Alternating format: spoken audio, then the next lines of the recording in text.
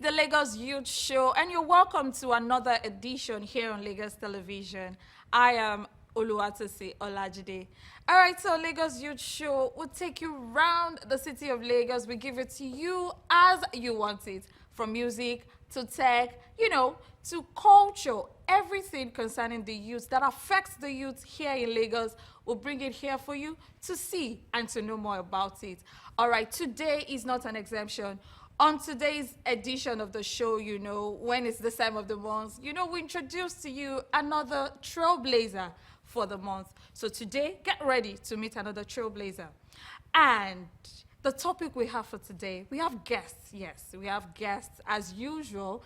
And the topic today is a very sensitive one where we'll talk about gender-based violence.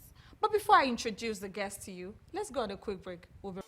It's still the Lagos Youth Show here on Lagos Television. Okay, so before I went on the break, I mentioned we're talking about a very sensitive topic, and that's gender-based violence. But before we go into the topic, I'll first of like to, give a brief, explanation on what gender-based violence is. So gender-based violence is an harmful act that is being done to an individual. So talking about this, I'm very sure you would have heard about it. So anything harmful that is done to an individual is violence. Now, it now depends, probably it's a man or a woman. So today we have a guest with us here. Okay, we have an in-house in the studio. We have a guest in the studio and we have a guest virtually. All right, with me in the studio, I have Bilkis. Oh, sorry, we have Abimbola Lawal. Yeah, Abimbola Lawal is with us in the studio. She's the Executive Director of SidAfrica Initiative for Youth Development. You're welcome. Thank you. I like a smile. All right, we also have Bilkis Abdulraheem Lawal. She's joining us online, and she's a health journalist. You're welcome. Thank you. Good evening. All right. Thank you. Good to have both ladies here with us. All right. So the topic today, I mentioned it's gender-based violence. All right. So we're talking ending gender-based violence in Lagos youth communities. So how do we put an end to gender-based violence? It is everywhere, and we hear it almost every day, and not just in Lagos, in Nigeria, and even all over the world. So I'll start with you, Abimbola Lawal, that you're here with me in the studio. I'd like to know your opinion on what gender-based violence looks like. Okay. Basically in Lagos. That's our community. What does it look like? Okay, so good evening, everyone. Like she rightly introduced, I am Abimbola Lawal. And okay, so what gender-based violence looks like in Lagos currently. So far, about 8,600 plus cases has been reported of gender-based violence, GBV, and I would say this is a good one. Why? You might be shocked that it's a good one. Before now, there are not reports of such. They are not. So you mean people don't come out yes, to talk about it? But when we had, organizations, non-governmental organizations, taking this up, advocates, go out, sensitize people about their rights, about knowing when to talk, when this happens to you, you need to report it and that. So, after that happened, though there are still some people that you'd be shocked that are still not coming out here to talk. But that has, brought out some people to give their reports of being harmed, either physical, emotional. even, yes, emotional, psychological, economical, even now the internet it's giving chances for, we have something called cyberbullying now, where you post your pictures, or and someone is in your DM, trying to let you know that, what are you even doing? Is this you? Is this all you? Are you even Are you even beautiful? beautiful? That's a form of bullying, which is, it might not be physical, but it's a psychological Violence. Yes, violence, because you are being abused being psychologically. abused psychologically. So in Lagos State, so I would say it has been a good one, and cases have been taken up, though it can't be 100%, right? It can't be totally, but cases have been taken up based on the reports that has been gotten. And then we've had um, some of the perpetrators, Being being, brought to book, yes, being brought to book, being punished. punished, and served their All right. So in punishment. Lagos, you're telling us it's gender-based violence is being really dealt with in Lagos. Yes, All it right. I is. think I can just add to what you just said, because I know Lagos State has an agency that's domestic and domestic. sexual violence Yes, agency. All right. So that actually helps Of as course, well. it does. All right. Let me go to Bilkis. We have educated. We have people that are educated, and we expect them to know more about GBV, that's gender-based violence, and they still do not know, or they still do not know about it. What do you think about this? Okay, so firstly, I will not say they don't know about it. They know about it, but this culture of silence has been with us from time immemorial. When you speak out, I remember a case about 4 or 5 years ago. It was all over the media.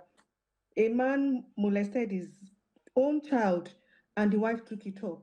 And eventually, the family members, they victimized her. So she had to drop the case. So, we have this sense of community.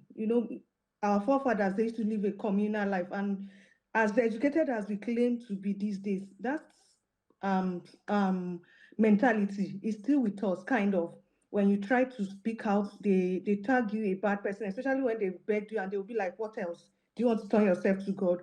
A typical example is the case of Princess with an actor that has now been incarcerated. I remember during that time when they were begging Princess and people that supported her, at a point when they insisted that they were going to take up the case, there is no name till today. They still curses them online.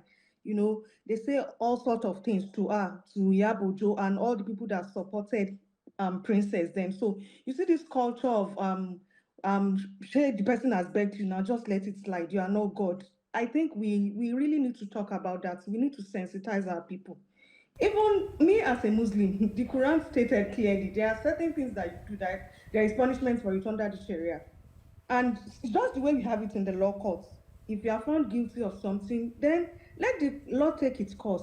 Not you coming to beg me. Probably if we start enforcing the laws we have, making perpetrators as deterrents to others, then other people will caution themselves. So it's not as if we don't know. It's just this culture of once I beg, they will let it go. Okay. Especially when it is between the rich and the poor.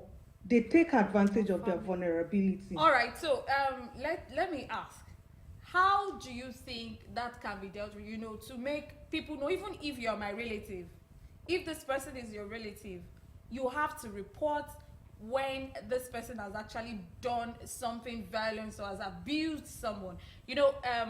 Gender-based violence is not just about sexual abuse alone. Like Abimbola mentioned, it's physical, it's psychological. How do we make that happen? How will that happen? I think we need to do more of sensitization. Our people need sensitization. We need to do more. Go to marketplaces. Then I'll suggest we even have we integrate it into our school curricula. Let children let them know that there is what we call consent. There is what we call respect. There's what we call gender equality.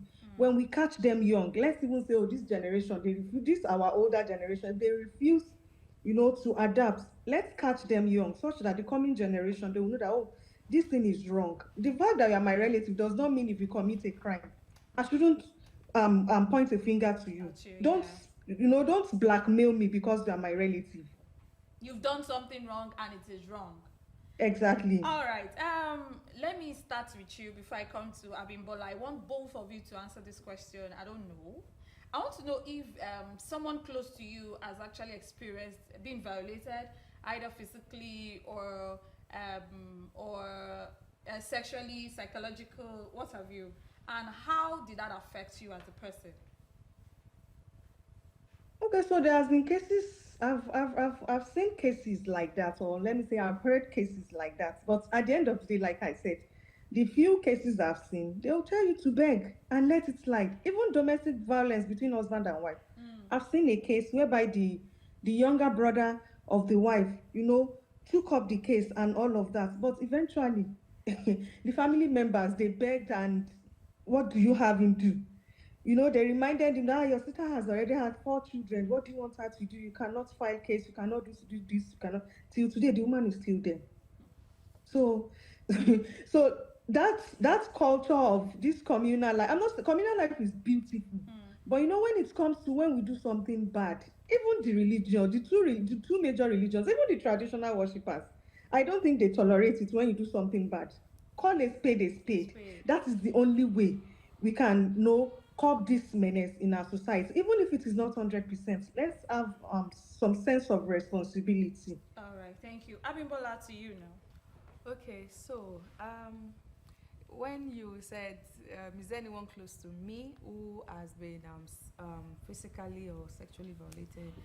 Well, there are several cases out there of gender-based violence, but this one is very close to me, and I got to hear of it after the person, jackpa, the usual jackpa of people, and she got to tell me that her husband, physically, got violent with her, and I was like, seriously? And I'm in this line, and you did not tell me. It's better that he stays there, because that's why I used to tell her anytime we get to talk.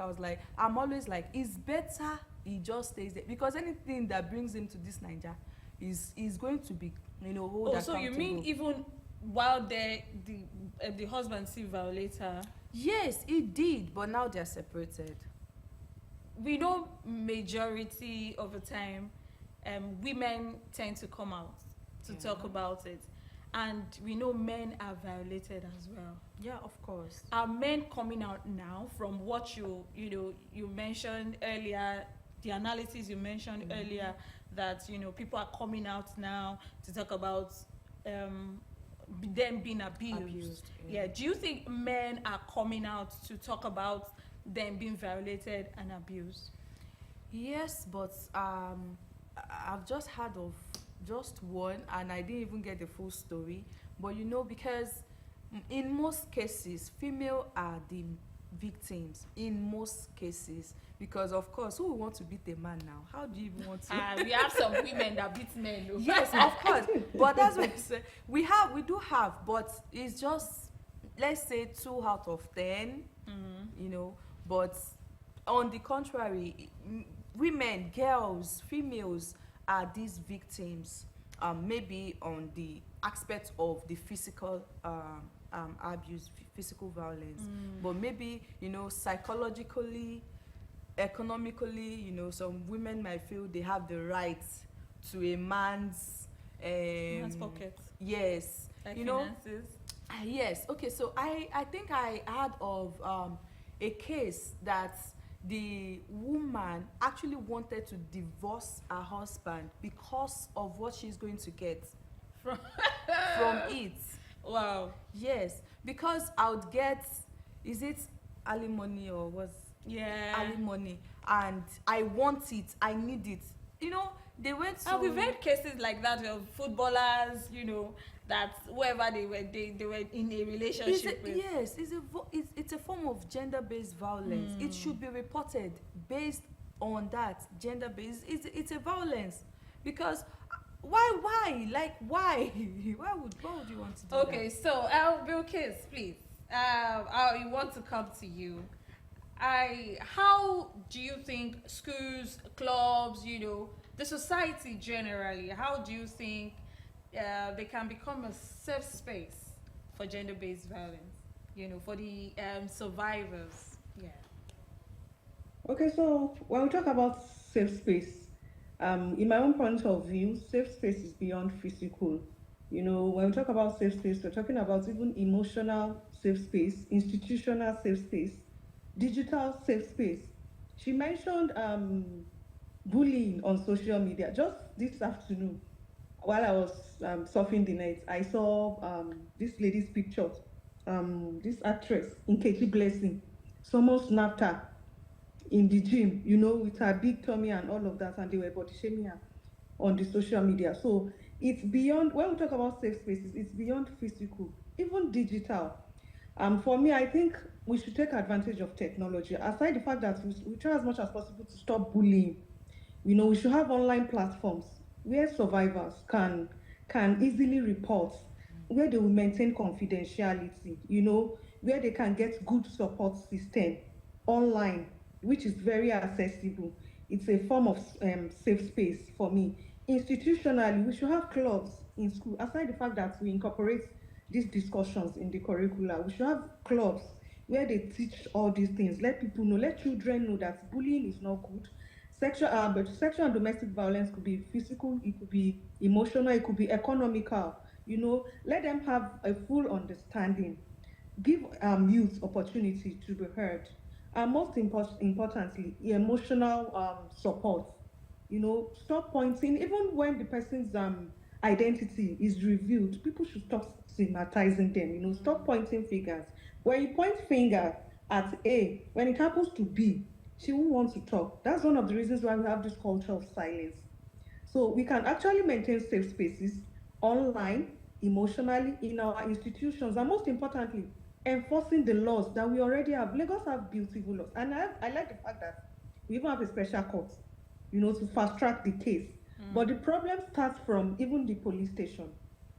Just last month, a reporter under Wale Soyinka Fellowship conducted an investigation on cases of unresolved sexual and domestic violence. She spoke with victims' family, about 3 or 4 families. They all didn't get justice. Why? Because at the police station, they are either asking for 50,000 or 70,000, taking them back and forth.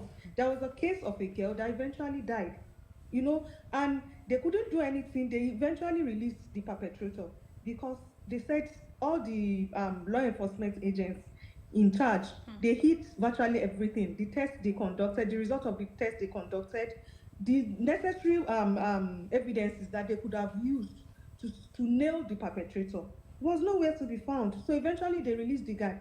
And the reporter went as far as doing undercover in 4 good police stations in Lagos State. It was only one that was quite on the emotional and was ready to take up a case. The remaining 3 police stations, they were demanding for money, money for paper, money for mobilization. And so imagine it happened to a poor child whose parents can't even feed 3 square meals. Where did they get 50,000 naira to mobilize police stations, police officers to go and arrest the perpetrator? So it starts with the law enforcement agencies. We have beautiful laws, but enforcement is our problem. We need to enforce these laws, and people, we need education. Let them educate people. They should stop begging. Let them punish offenders. If they punish offender A, B, C, D and E, we know that don't let me go near this thing. How can men, how can they help, help the women, since people don't want to talk, or people feel like when I talk, probably I'll be insulted, I'll be bullied. How do you think men can help those that have been abused? Okay. How men can help those that have been Basically, abused? female women, ladies. Okay. I'm honestly not getting the question. Okay. When you say how they can help, like report the cases. More like to make them come out and talk about it. Oh, okay. Well, yes. I think if it's coming from the men that you should report cases of gender-based violence. Though gender-based violence is not only to females, it's not only to women, it's not only to girls. Even as a man, you can be, physically or psychologically abused. But if a man, is out there advocating against gender-based violence, against women, against females and girls. It's I guess it might get stuck to other men who are doing this. It might not get to some, some are stone-hearted, but it might still get to some people better than when it is a female still coming out.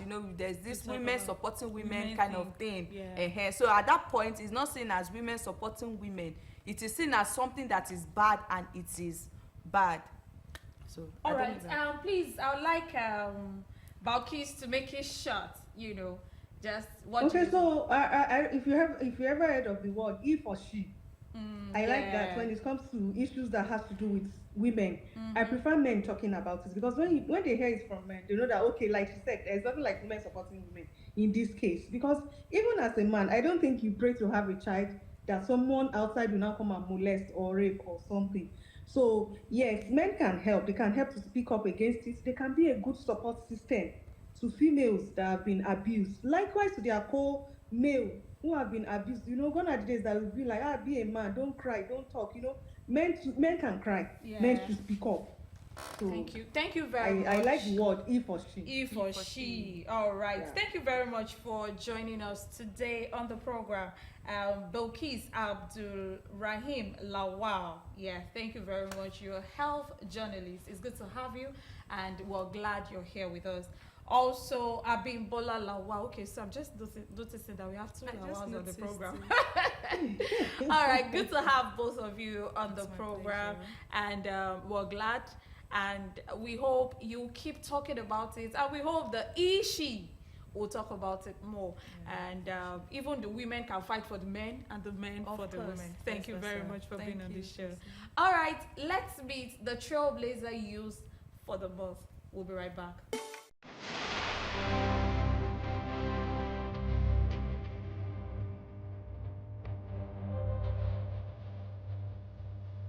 We proudly celebrate Zainab Aderomu as our Lagos Trailblazer Youth of the Month. Zainab Aderomu is a communicator, a broadcast journalist, and award-winning corporate master of ceremonies. She graduated with a first-class degree in English language and literature, finishing as the overall best graduating student, and currently serves as a youth advisor and ambassador to the European Union delegation in Nigeria, where she doubles as the spokesperson and head of communications for the European Union Youth Sounding Board. Zainab has owned her leadership journey by serving in several capacities, including Global Youth Ambassador at Their World, 2024 Carrington Fellow, 2022 Lagos State Youth Ambassador, where she led a team of 50 youth ambassadors and delivered social impact projects targeted at over 50,000 youth and school children. She was also the Lagos State representative of the Sustainable Solution Development Network, SDSN, leading 100 advocates to promote the SDGs. She has also represented young people at high-profile policy dialogues, including Lagos State Youth Policy Review Committee. She previously served as a Speaker of the National Association of Students of English and Literary Studies Parliament. Also, she was a member of the Students' Parliament of Lagos State University, chairperson of the LASU Committee on Academics, and campus director of the 2021 Millennium Fellowship. She also founded the Confidence Community, a women-focused initiative dedicated to building confidence and competence for success and social impact. Zainab is a certified fellow of the Management Institute of Finland, Helsinki, courtesy of the Lagos State government. She has received advanced leadership and communication training abroad. Zainab has also excelled as a corporate compere, hosting high-profile personalities such as Justice Yetunde Pinheiro, Professor Bolan Elias, SAN, and Mrs. Folashade Adefisayo, among others. She has hosted TEDx Jibowu, TEDx LASU, and Young Entrepreneurs International Summit and the Young Person of the Year Award, earning praise from celebrated figures including Ike Osakioduwa and Bukumi Adiaga Ilori Kiki. Her brilliance has been recognized with numerous awards, including Best Graduating Students of ABC Speak Academy, winner of the multiple rhetoric and debate competition, JCI Award for Humanitarian Leadership, Emerging Leaders Award for Humanitarian Leadership in West Africa by the West African Leadership Center. She also received commendation from the Governor of Lagos State, Mr. Babajide Sanwo-Olu, as an excellent communicator and young leader. Zainab believes that when women are empowered, the world is empowered. Through her work and her voice, she continues to represent women, especially Muslim women, while championing inclusive leadership, climate advocacy, and youth empowerment. Congratulations, Zainab Aderomu, on being our Lagos Trailblazer Youth of the Month. Okay, so it's a wrap on the show, but I remember I picked something from what they said, you know, don't just do community, talk about it. When someone around you is being abused, whatever way, either domestic, physical, sexually abused, talk about it. Let them report it. Don't cover it up. With this, gender-based violence will be stopped among the youth here in Lagos. All right, till I come your way some other time on the Lagos Youth Show, I am Oluwatosi Olajide.